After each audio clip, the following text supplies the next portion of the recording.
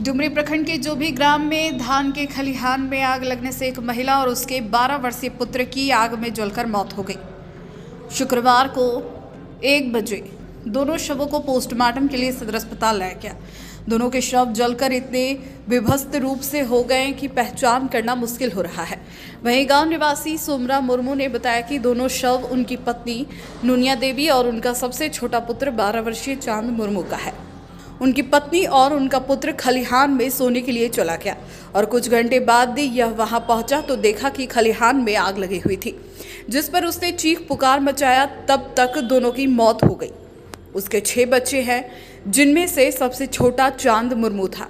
इधर घटना की जानकारी मिलते ही मधुबन थाना पुलिस घटनास्थल पर पहुंची। घटना के संबंध में बताया जाता है कि इन दिनों क्षेत्र में खेतों में लगी धान की फसल के तैयार होने पर उसे काटने के लिए बाद गांव से दूर लोग एक निर्धारित स्थल खलिहान में किसान जमा करके रखते हैं, जहां धान को पुआल से अलग करने का कार्य किया जाता है।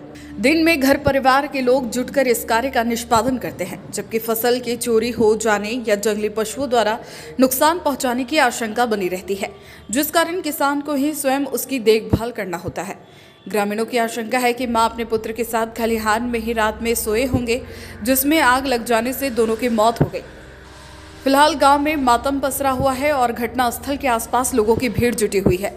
घटना की खबर सुनकर स्थानीय विधायक जयराम महतो घटनास्थल पर पहुंचकर पीड़ित परिवार का ढांढस बंधाया और हर सुख दुख के साथ खड़े रहने की बात कही। इधर पुलिस ने शव को पोस्टमार्टम के लिए सदर अस्पताल लाया। के परिवार तक है ना, परिवार क्या संभालता है? तो उन्हें सब अगर कायन भा तो परिवार क्या संभालते? काना नहीं हिम्मत से काम ले की करवा ऐसा घटना घट गए।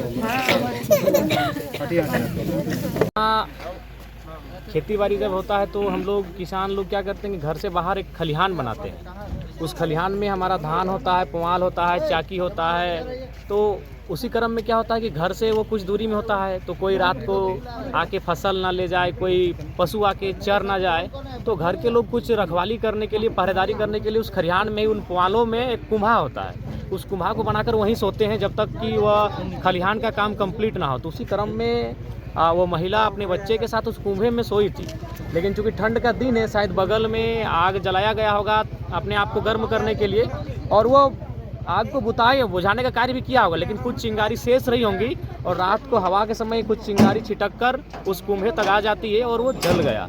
ये बहुत दुखद और हृदय विदारक घटना है। इस घटना को लेकर पूरे क्षेत्र में शोक का माहौल है। हम भी बिल्कुल गमगीन हो गए यहाँ आके, लेकिन साथ ही साथ हम आम आवाम को भी संदेश देंगे कि आपको अपने जीवन की हिफाजत स्वयं करनी होगी। आज हम उस दौर में हैं कि व्यस्तता, भागम भाग के बीच हमें अपने जीवन की भी हिफाजत करनी होगी। इसीलिए अगर मैं इस घटना के साथ साथ पूरे क्षेत्र में जो लोग कुम्भे में अभी सो रहे हैं, उन्हें मैं कहूँगा कि जब आप अपने कुम्भे में सो रहे हैं तो आसपास देखिए, क्योंकि ठंडा का दिन है, किसी प्रकार का कोई आगजनी जैसी, मैंने आगजनी नहीं कह सकते, कोई अगर आप अपने आप को सेंकने के लिए अगर आग जलाए हैं तो उसे नष्ट करके ही अपने कुम्भे में सोने के लिए जाएं। यह घटना बहुत ही हृदय विदारक है। आगे लोग सचेत रहें।